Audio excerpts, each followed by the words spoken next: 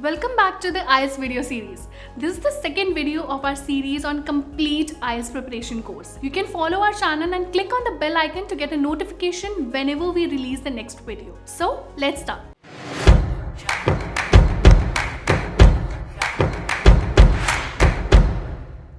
In this video, we are going to learn about the listening module, its exam structure, objective, duration, and everything you need to know. The IELTS listening test goes on for 40 minutes, during which recordings will be played for 30 minutes and 10 minutes will be given to transfer answers from the question booklet into the answer sheet. In the listening test, you will be required to listen to 4 different recordings and answer questions based on those recordings. In other words, you will need to answer questions as you listen. The objective of this test is to check whether you will be able to understand native speakers or not. There will be a total of 4 parts and 40 questions in the test. Each part contains 10 questions varying in type.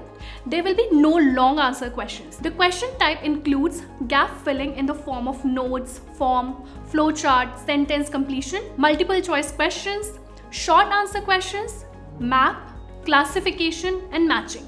Each correct answer gives you 1 point. The test is marked out of 40. There is no negative marking.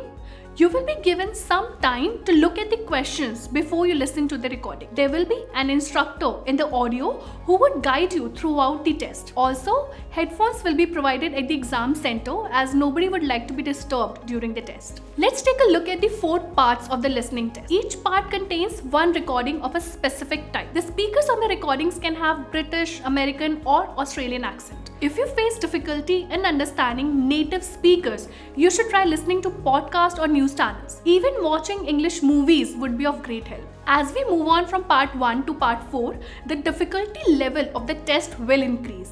In other words, part 1 will be the easiest and part 4 the most difficult. But again, with the right guidance and enough practice, it won't be that challenging. In part 1 of the listening test, the audio will be of inquiry. And it is going to be a dialogue, which means yes, you will hear 2 people talking with each other. For instance, one person might be in need of some information. Let's say they want to know about details of a woodwork course at a local institute, or maybe someone who wants to book a room and needs information about the hotel. The other speaker would be giving all that information while conversing with the first person. Here in this example, the topic is Children's Engineering Workshop. So there is a high possibility that a parent would be calling the institute to inquire. So there will be a lot of questions and answers involved in the dialogue. You just need to listen to the conversation carefully and answer the questions involved. Part 2 of the listening test is a monologue. Only one person will be speaking and giving information about a certain place, building, area, heritage, culture, celebrity, and so on. Part 3 of the test is a conversation between students and may include a teacher too.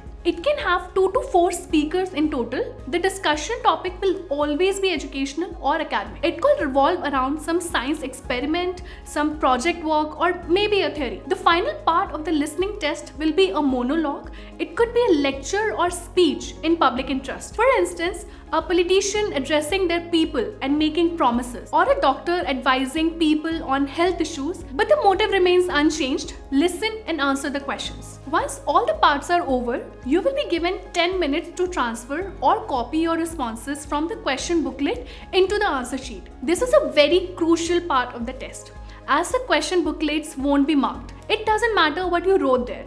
Also, make sure you copy the answers carefully with their correct spellings. Both British and American spellings are acceptable. For instance, color and color are spelled differently. Catalog and catalog. Even organize and organize. And there's a long list. But remember, wrong spellings will get you a 0 for that question, even if your answer was right.